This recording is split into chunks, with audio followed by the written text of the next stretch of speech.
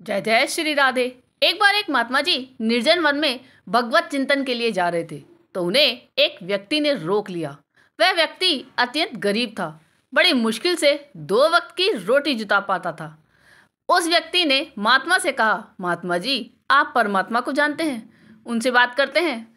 अब यदि परमात्मा से मिले तो उनसे कहिएगा कि मुझे सारी उम्र में जितनी दौलत मिलनी है कृपया वह एक साथ ही मिल जाए, ताकि कुछ दिन तो मैं चैन से जी सकूं।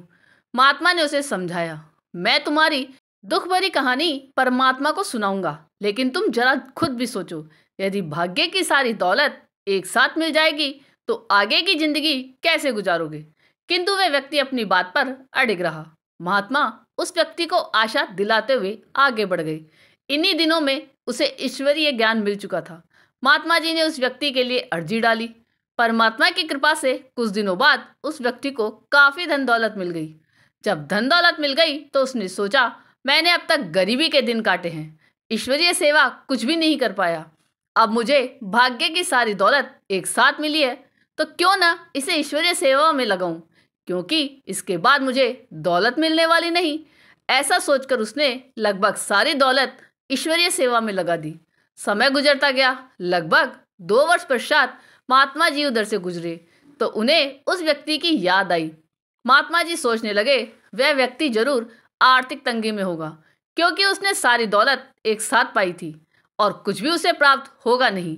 यह सोचते सोचते महात्मा जी उसके घर के सामने पहुंचे, लेकिन यह क्या, झोंपड़ी की जगह महल खड़ा था। जैसे ही उस व्यक्ति की नजर महात्मा जी पर पड़ी, महात्मा जी उसका वैभव देखकर आश्चर्यचकित हो गए। भाग्य की सारी दौलत कैसे बढ़ गई।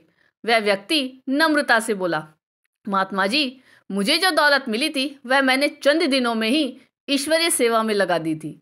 उसके बाद दौलत कहाँ से आई मैं नहीं जानता, इसका जवाब तो परमात्मा ही दे सकता है। महात्मा जी वहां से चले गए और एक विशेष स्थान पर पहुंचकर ध्यान मग्न हुए। उन्होंने परमात्मा से पूछा, यह सब कैसे हुआ।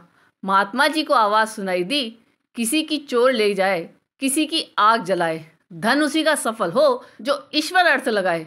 सीख, जो व्यक्ति जितना कमाता है उसमें से कुछ हिस्सा अगर ईश्वरीय सेवा में लगाते हैं तो उसका फल अवश्य मिलता है। इसलिए कहा गया है, सेवा का फल तो मेवा है। आपको ये कहानी कैसी लगी यह कमेंट करके जरूर बताइएगा।